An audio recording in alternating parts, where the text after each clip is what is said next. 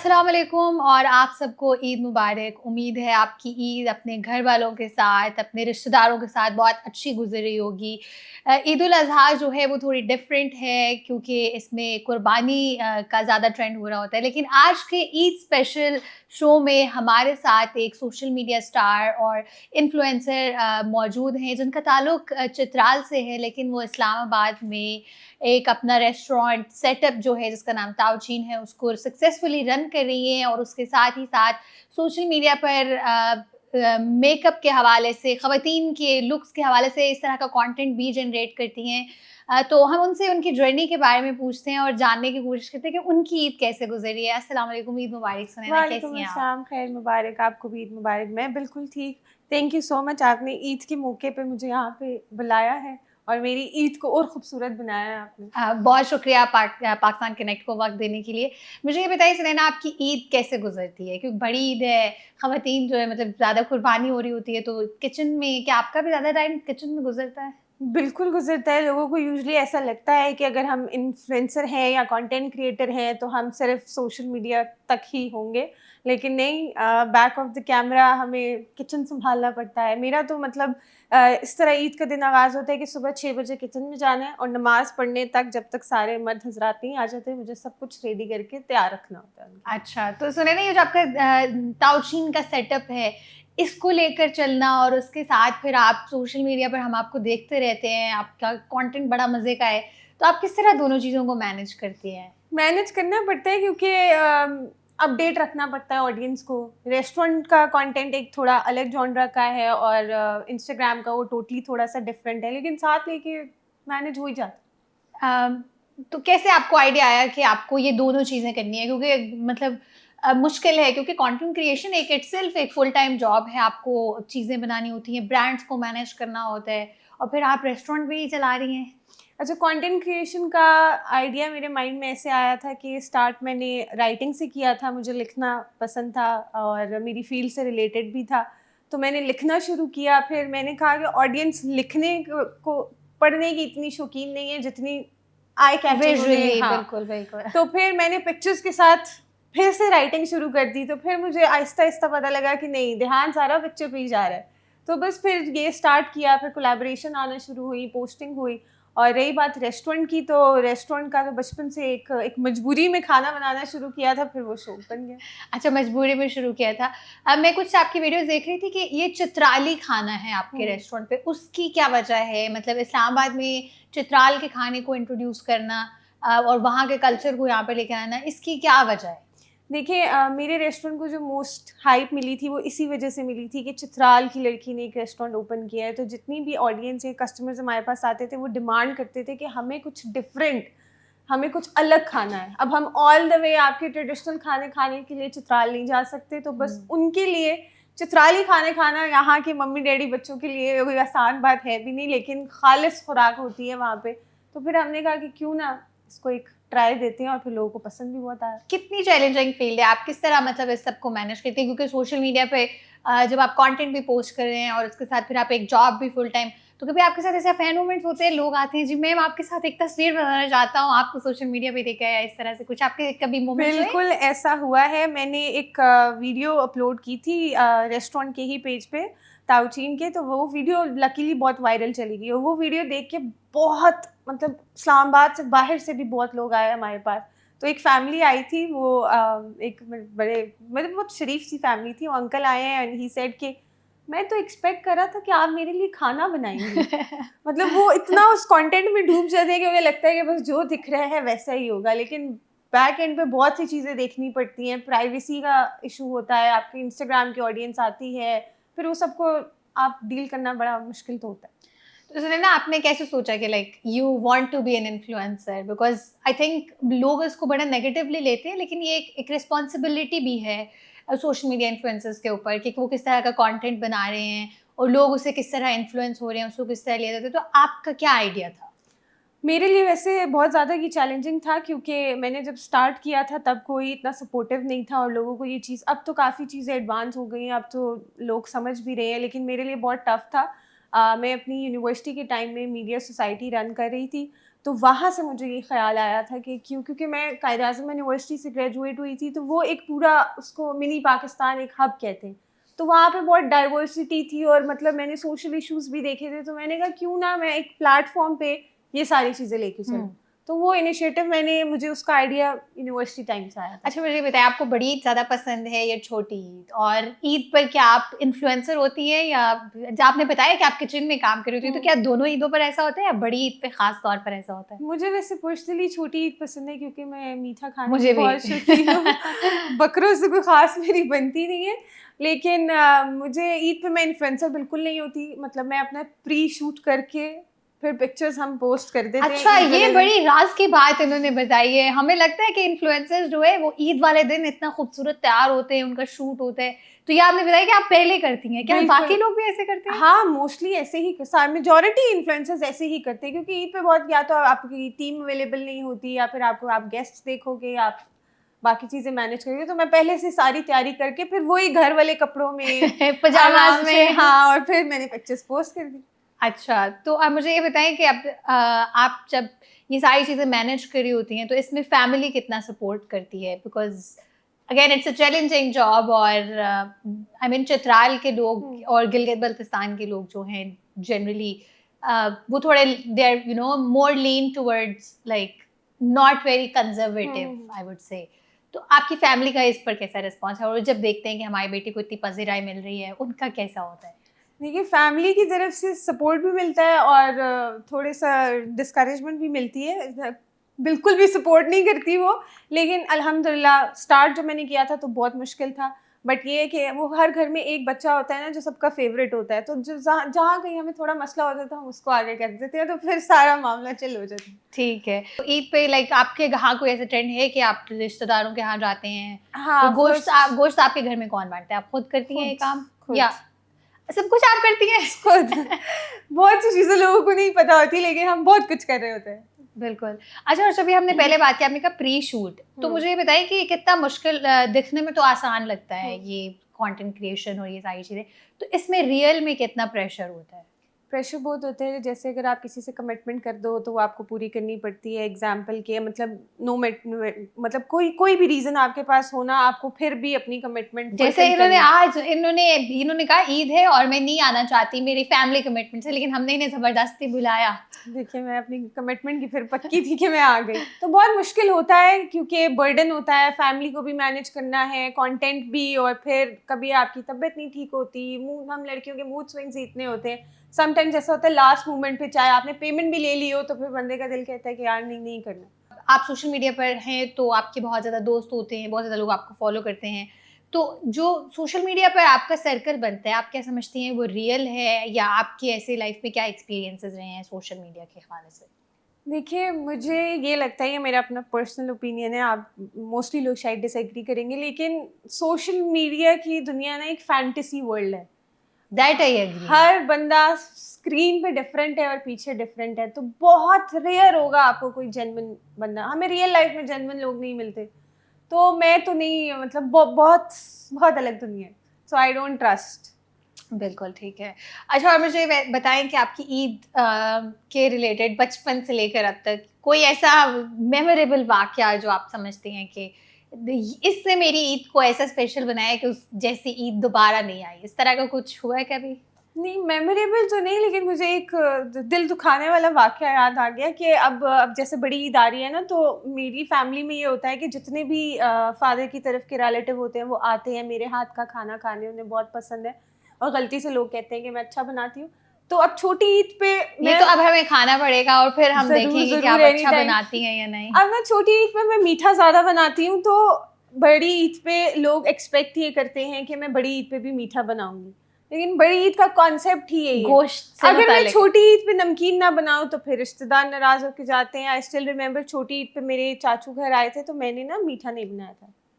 तो मैंने छोटी ईद पे वो घर आए, मैंने मीठा नहीं बनाया और उन्होंने मुझे कहा कि आपने क्यों नहीं बनाया। मैंने कहा आप लास्ट टाइम आए थे तो आपने कहा था कि नमकीन बनाना, तो जिस पर नमकीन बनाया तो आप फिर मुझसे गिला करें, तो मैं करूँ तो करूँ। तो मुझे बस सबके हिसाब से ना वो मेन्यू तैयार रखना पड़ता है। वही बात है, देखिए रिश्तेदार जो है ना वो कभी खुश नहीं हो सकते आपसे, आप चाहे कुछ भी कर ले, मतलब दे शुड बी हैप्पी कि आप बना रही हैं, मतलब आपके घर में आप बता रही हैं कि आप ही बनाती हैं, तो मतलब अगर मैं इनके हाथ का खाना खाऊं, मतलब मैं खाना चाहूंगी ऑफ कोर्स, तो फिर हम टेस्ट करके भी बताएंगे कि क्या वो वाकई इतना अच्छा है जितने ये कह रही हैं कि ये अच्छा बनाती हैं। सो नैना मुझे ये बताइएगा कि आपके घर में या लाइक सबसे ज़्यादा फूडी कौन है? ईद पर क्या ट्रेंड होता है? मतलब क्या सारा दिन मटन बनता है, बीफ बनता है, या किस तरह आप, क्योंकि आपको भी ऑब्वियसली टाइम चाहिए, आप कहेंगे आप किचन में काम करती हैं, तो मतलब क्या ट्रेंड है?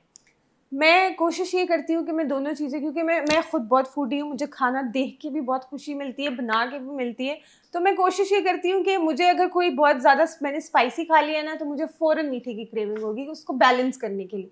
तो मैं सारी चीज़ें तैयार रखती हूँ, ताकि मुझे फिर बाद में कोई ये ना कहे। और मैं एक दिन पहले ही, जैसे चाँद रात की रात को हाफ़ डन चीज़ें करके, ताकि सुबह मॉर्निंग में मुझे आसानी हो। तो ठीक मैं है। प्री प्लान होके चलती हूँ। और मुझे ये बताइए कि आप ईद पे क्या अपने मोबाइल फ़ोन के बगैर रह सकती हैं? नहीं, क्यों? बहुत मुश्किल है, कंटेंट अपलोड करना होता है ना, लोगों वो को तो आप कह अपडेट। रही हैं हम पहले ही बना लेते हैं। पोस्टिंग ईद के दिन करते हैं हम। अच्छा, तो आप फ़ोन के बगैर नहीं रह सकती। अगर आपको ऐसे कोई टास्क मिले कि लेट्स सपोज़ आपको $1000 मिलेंगे, आप ईद पे अगर फ़ोन के बगैर हैं, तो क्या आप वो करेंगी? वैसे आजकल जो मेरे हालात चल रहे हैं, मैं तो कहती हूँ मेरा फ़ोन ले लें, लेकिन मुश्किल हो जाएगा। मुश्किल हो क्योंकि जाएगा। अब आई थिंक हम उसमें आ गए हैं, उस एरिया में या उस जॉनरा में हम चल रहे हैं कि हम पता नहीं इन चीज़ों के बगैर नहीं रह सकते। बिल्कुल। वो कनेक्शन ख़त्म हो रहे हैं आहिस्ता-आहिस्ता। हाँ, मैं इसी बात पर आने वाली थी। आप क्या समझती हैं कि जो पिछली ईदें गुज़रती थी और जो अब मौजूदा दौर की ईद है, क्या फ़र्क है दोनों में? आपने वो ईद भी देखी, बचपन की ईद, या मतलब फिर आज से समझें 10 साल पहले की ईद और अब की ईद, क्या फ़र्क है? पहले हम ना समझ थे और अब हम कुछ ज़्यादा ही समझदार हो गए हैं, जो कि हुँ। बड़ी ख़तरनाक बात है। तो पहले आपस में बैठते थे, बात करते थे, कोई हसद नहीं, कोई पॉलिटिक्स नहीं, कुछ नहीं। अब हर इंसान को लगता है कि वो बहुत ज़्यादा स्मार्ट है, तो उस चक्कर में वो। और आप क्या समझती हैं कि सोशल मीडिया ने एक किरदार अदा किया है ये चेंज करने में ट्रेंड्स? क्योंकि पहले तो ये ट्रेंड था कि मतलब मैं अगर अपनी बात करूँ तो हम अपनी दादी के घर जाया करते थे, अपने ताया के घर और ये वो।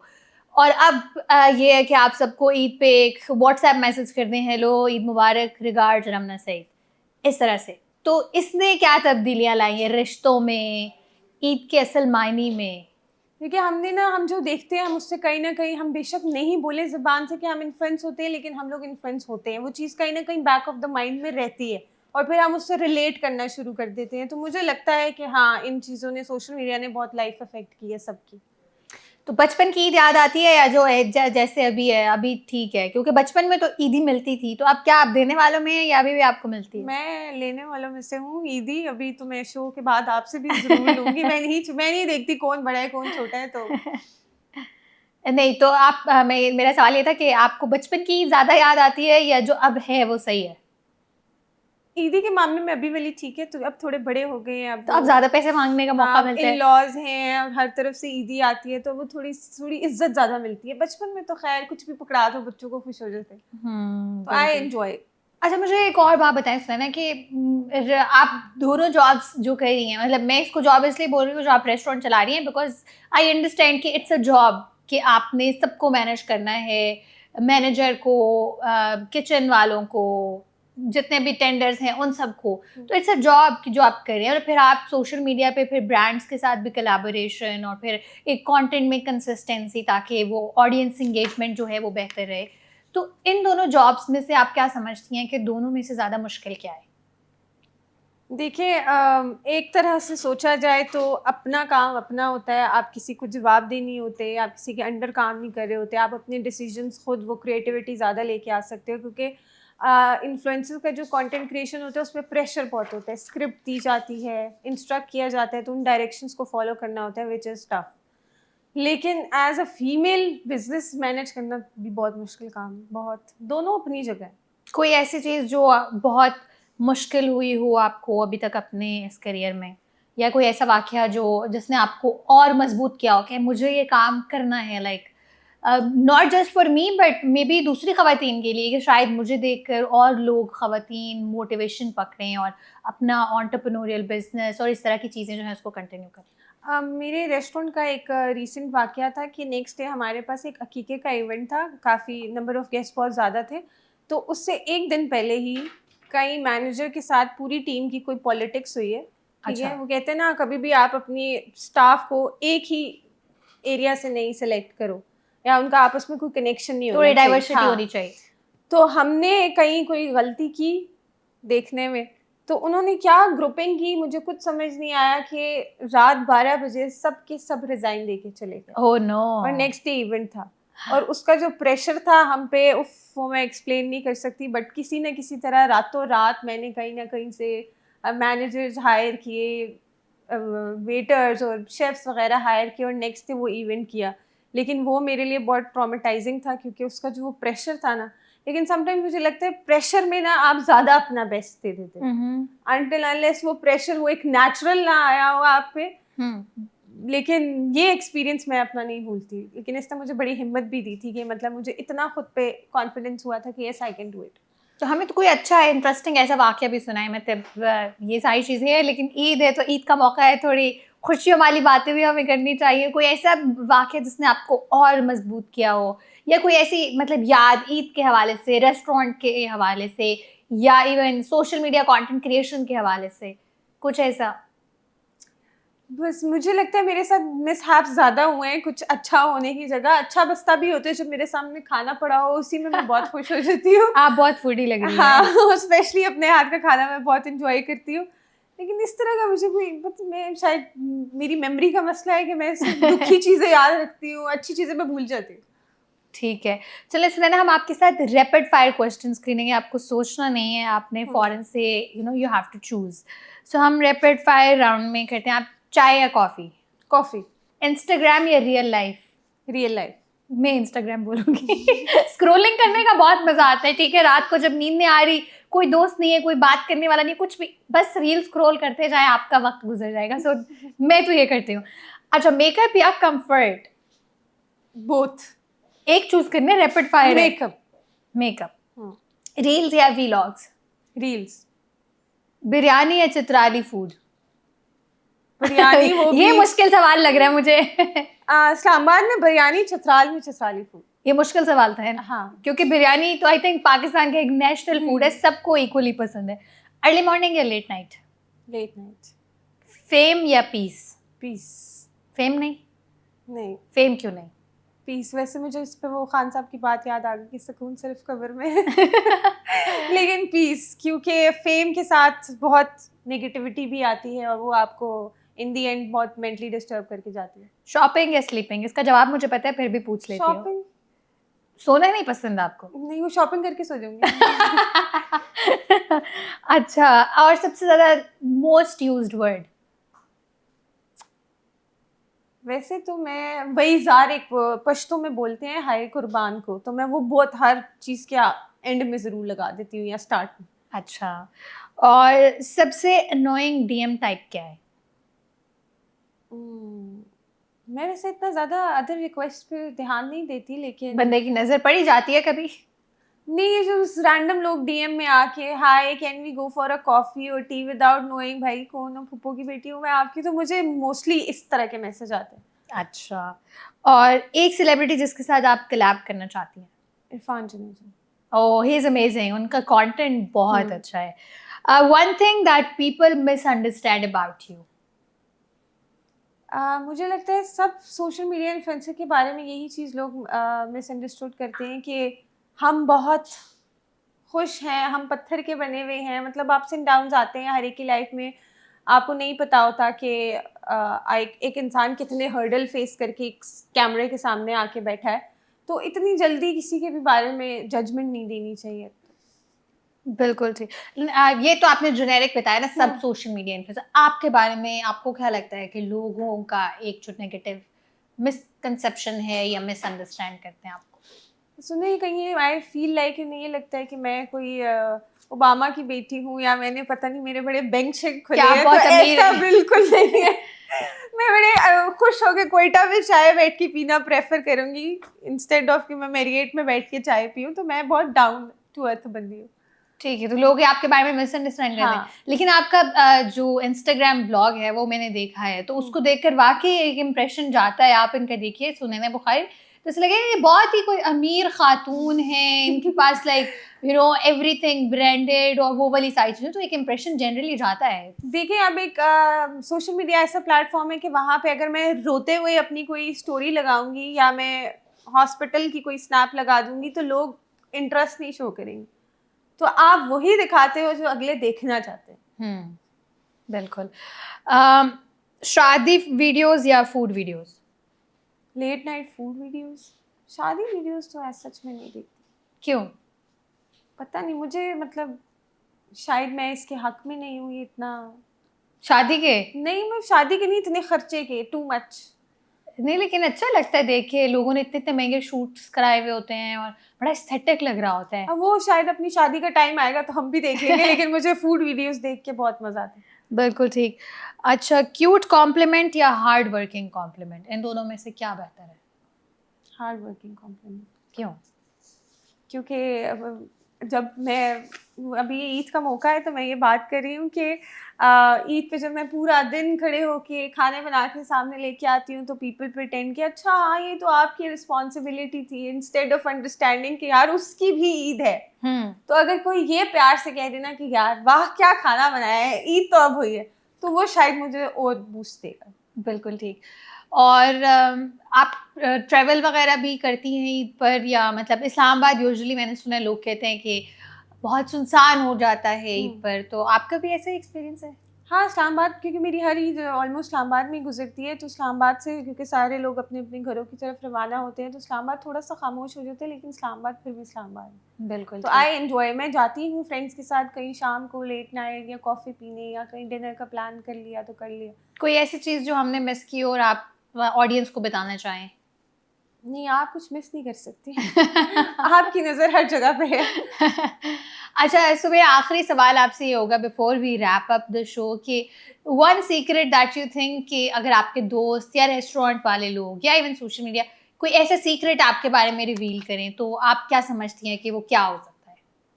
वैसे मेरे बारे में मोस्टली ये कहा जाता है कि मैं एक खुली किताब हूँ, मैं कुछ भी छुपा कर नहीं रखती, तो एवरीवन नोज कि मैं इस तरह की बंदी हूँ कि किसी तीसरे से कुछ पता लगे मैं खुद ही ढोल बजा देती हूँ अपना। तो कोई ऐसा सीक्रेट नहीं है जो किसी तीसरे से पता लग सकता है किसी। बिल्कुल सही है। चलें जी, बहुत शुक्रिया सुनैना हमें वक्त देने के लिए। उम्मीद है आप सबकी ईद भी अच्छी गुजरी होगी और हमारी फन कॉन्वर्सेशन जो थी ईद के अराउंड उसके साथ मुझे भी बहुत मज़ा आया सुनैना की जर्नी के बारे में जानकर, और ये ईद किस तरह गुजारती है, और जो इन्फ्लुएंसर्स के बारे में एक राज पता चला है कि वो ईद का कंटेंट सारा पहले ही शूट कर लेते हैं। That was something that was very interesting for me, मुझे इस चीज़ का नहीं पता था। लेकिन उम्मीद है आप सबकी ईद भी अपने घर वालों के साथ, अपने शहरों में, अपने अहल खाना के साथ अच्छी गुजरी हो। पी कनेक्ट टीम की तरफ से आपको एक बार फिर से ईद मुबारक। I am Ramna Saeed signing off and catch you in the next episode of reality check. Allah हाफ़िज़।